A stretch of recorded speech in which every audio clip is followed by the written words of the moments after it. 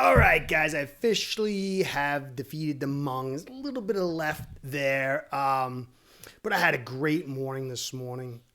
I usually just go right to my desk. I pour myself a couple of pots of coffee and I start working. Today I said I'm taking the dog out to the hill in the back. It's always sitting in the sun. I brought my sword. I threw a stick with the dog and I did some sword practice. I haven't done that in years upon years. I feel so good today. And, anytime you get really sick, there's this endorphin release. When you get healthy, your body just kicks it in and you feel so great. And I was thinking about, just imagine what it'd feel like to be a Dolphin fan, sick all these decades, and finally get over the hump. And that's really what I thought about a lot of stuff, but that was one of the things I was really thinking about. I don't know if it's going to be this year, guys. I'm not saying it's not. I don't know when it's going to be, but it's got to come. It came for the Chicago White Sox and Black Sox, and I don't know much about baseball. One of those Chicago teams. It's got to come for us. So just hang in there. I know it's tough. Last note, it was actual extra special sauce. My wife was the only one who didn't get sick and was just boasting about her immune system. Now she's sick. So it's been a good day for Curtis. Anyway, I'm going to get into a comment that's going to drive this podcast about Mattison, our new running back. How is he going to help us out? I've been saying we've got to run the football since 2021. Narrowed it down even more to the A and B gap. He's a physical runner. What is he going to do to help us out? And I got a great comment, Dan Tyson, 2211. Bro, I usually agree with you on just about everything, but Mattison is trash, 3.2 yards per carry last year. I love this agreement. It forced me to go down a rabbit hole, and it brought a lot of questions to my mind. Not saying this or that, but I learned a lot. I thought of Mattison with the Vikings, and I really didn't watch him with the Raiders as much. And so I dug into some stats. I got a very codified group of statistics to show how he did over the last two seasons and what the framework is. Not deep, very simple.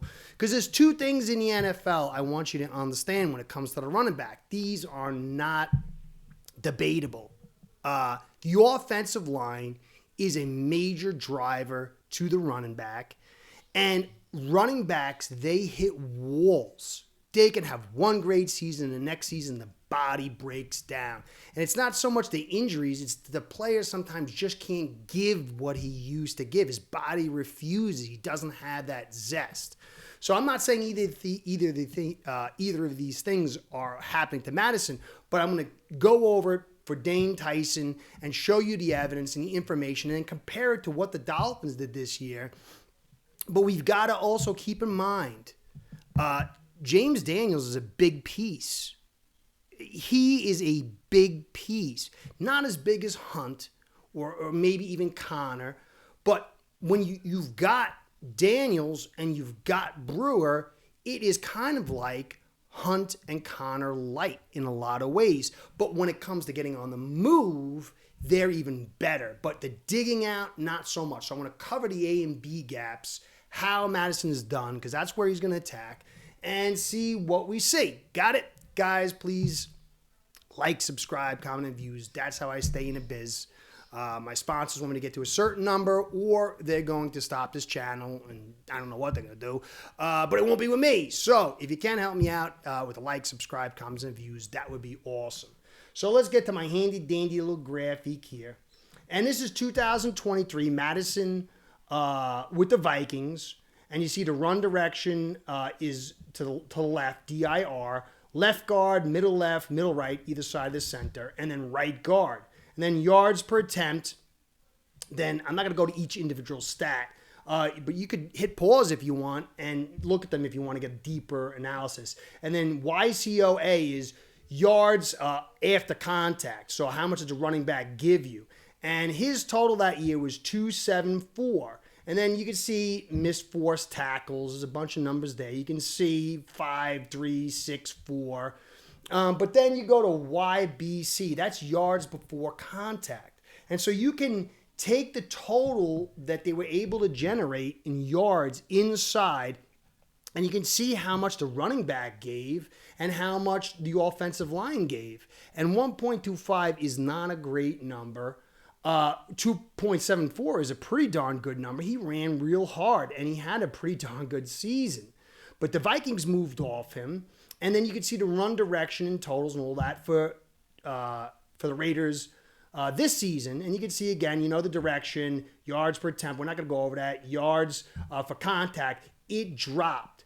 It went from 274 the year before to 211 this year. You see the missed forced tackles. There was a huge drop. He only had 4 forced missed tackles. We don't know. I didn't put down the attempts and stuff.